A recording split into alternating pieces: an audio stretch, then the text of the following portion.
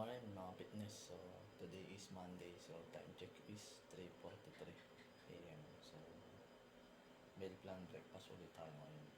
So para sa aking preparation sa competition ko ngayong June 30 yan. So ilang 20 days na lang para makapag-compete na ako. So sasalihan ko yung competition ng men's physique. So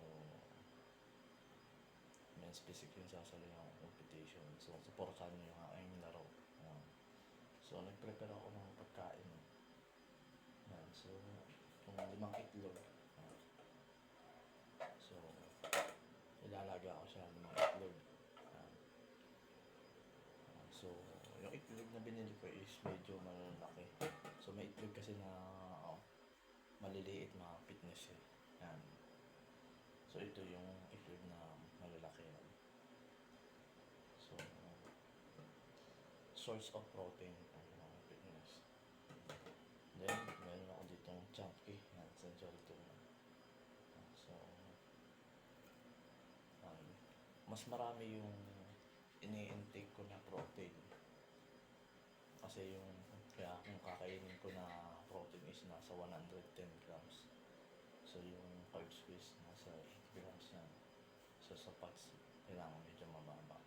So meron din ako dito na isang saging, tsaka 2 mangga. Yan. So kailangan din natin ng fiber. So fiber. So fiber. Tsaka carbs. Carbs. Carbohydrates, so energy. Kailangan natin ng energy mga fitness. So ito ilalaga ko muna. So ilalaga ko siya ng mga 30 minutes para lutong-luto yung itlog. Kasi minsan malambot yung itlog eh pag kinain mo. So napapasama yung balat.